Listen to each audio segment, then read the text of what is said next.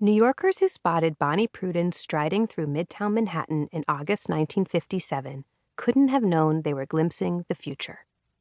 With the space race revving up and new technological marvels emerging every day, color TV, Teflon pans, who would give serious consideration to a petite 40-something woman going about her day in a stretchy jumpsuit? She was an anomaly, a head-scratcher. They couldn't have known that someday their city would be filled with Bonnies, sheathed in workout clothes that allowed them to move as they pleased. But that summer, after weekly appearances on NBC's Home Show, she knew she was onto something. The morning show was hosted by Arlene Francis and Hugh Downs and featured her, America's leading fitness expert, alongside some of the biggest names of the day, Bob Hope, Jerry Lewis, Dear Abby's Abigail Van Buren. "We are raising a nation of children with muscles of custard," Bonnie told the hosts. She had a gift for dramatic exaggeration that annoyed her critics. The whole country was falling apart, she said. Now the editors at Sports Illustrated seemed to agree, asking her to appear on the cover of their August 5th issue as both a model of physical fitness and its #1 champion. So what if they'd be featuring her during the languid final stretch of summer? A cover was a cover. It would be the latest in a string of platforms to promote her controversial message. Everyone should exercise. Everyone. Every day. Even the mostly male readers of a magazine devoted largely to golf and baseball highlights, who thumbed through issues while smoking cigarettes and sipping scotch or grabbing 25-cent burgers at a coffee shop counter on a lunch break, only to commute via train or bus or car home, where they would plop into an easy chair and watch a few hours of television.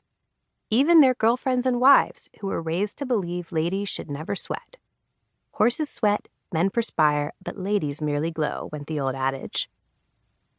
For the cover, shot at her fitness institute in the suburb of White Plains, a predecessor to the kind of gyms that would become a fixture in this country decades later, Bonnie slipped into her trademark workout uniform, a one-piece wool outfit of her own design called a leotite, covered in a jaunty star pattern. It was a novel concept, both the outfit and the notion that a woman would prioritize comfort and flexibility in her wardrobe. After all, it was a moment when most of the decade's fashions were shaped by girdles and petticoats. Once, when Bonnie was late to an appointment, she ran through the streets of Manhattan in one of her leotites, covered only by a thin white medical coat. A well-meaning police officer stopped her. Was she okay? He wanted to know. It was highly unusual for a woman to be running in public, and especially one so scantily clad. Sports Illustrated assigned staff photographer Richard Meek, whose previous credits included baseball great Ted Williams and hockey legend Gordie Howe, to her cover shoot. Bonnie styled her close-cropped brown curls into a no-fuss do and wore just a smidge of makeup. Her leotite advertised that her arms, legs, stomach, every inch of her 5-foot 3-inch frame were harder than those of most women her age, or any age. Her boundless energy belied her 43 years, the challenges of raising 2 teen daughters, her chronic loneliness. For the winning photo, Bonnie got down on the ground, shot a toned leg high into the air, and smiled. Click. The move was so familiar to her, but so exotic to most Americans. Inside the magazine, the reading line accompanying her feature would offer this mantra. Bonnie Pruden says, "You are not too young, too old, too full of aches, too fat, too thin, too far gone, too lazy, too flabby, too anything to have fun keeping fit." She would devote the next few pages attempting to convince a skeptical nation. The secret is simple, she told readers. You substitute activity for inactivity as much as you can during the course of a normal day and take a few minutes of each day to do some easy exercises. It was straightforward enough. For more fun and best results, do the exercises to music, she added. Use Leroy Anderson's Sleigh Ride or China Doll. Women should never wear girdles while exercising, she warned, but should wear a brassiere.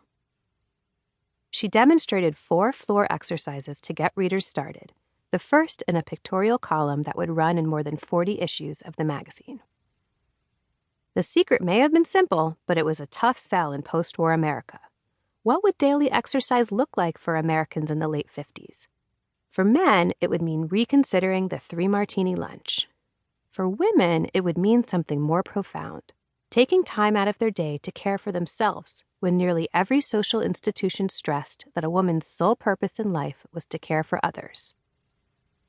Unless exercise could be sold as a wifely duty and a path to winning the Cold War.